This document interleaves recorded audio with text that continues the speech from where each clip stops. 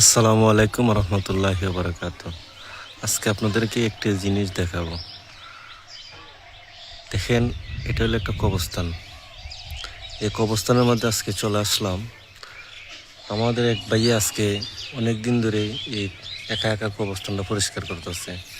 তো আমি প্রতিদিনই দেখি, ওনাকে আর কিছু বলি না। তো আজকে চলে আসলাম ওনার সাথে দুইটা কথা করার জন্য। ওনার সাথে কথা বলবো, আমাদের পাশে থাকেন। আসসালামু আলাইকুম ভাই। আসলাম। ভাই, আপনি কবরস্থানে কিটা করতেছেন?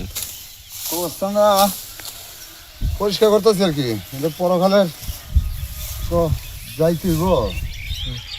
আর এই গুরুস্থান তো সবাই আসছিল, সবারই গুরুস্থানে আসতে হবে, না, সবারই দায়িত্ব।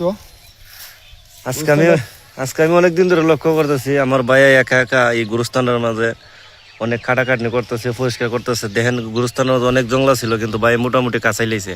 ভাই একা একা, ভাইয়ের সাথে যদি আরো 2-4 জন মানুষ আসতো তাহলে আরো ভাইয়ের লেগে সহজ হইতো না ভাই? সহজেই তখন সবাই তো কাজে ব্যস্ত, যার জন্য আসুন। আমি অবসর আছি, ওই হিসাবে কাটতেছি আর কি। এটা কাটছি। আমার চিন্তা ভাবনা হলো যদি সরকারি কোনো অনুদান আসে, জি, তো গুরুস্থানটা নিয়ে একটু সুন্দর করতে পারি। সে চেষ্টা আছেন? এই চেষ্টা আছে আর কি।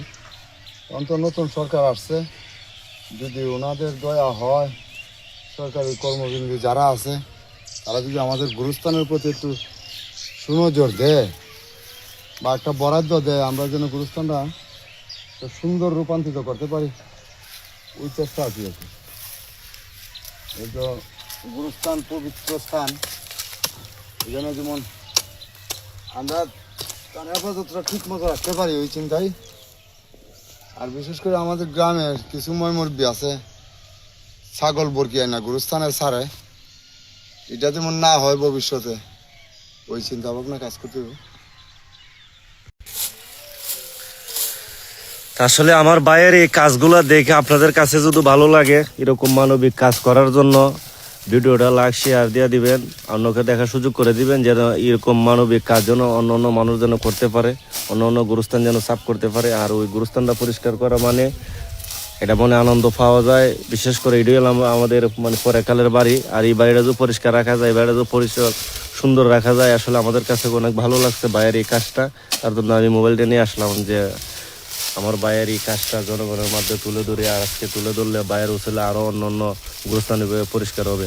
আশা করি আপনাদের এই ভিডিওটা দেখলে আপনার কাছে ভালো লাগবে। ধন্যবাদ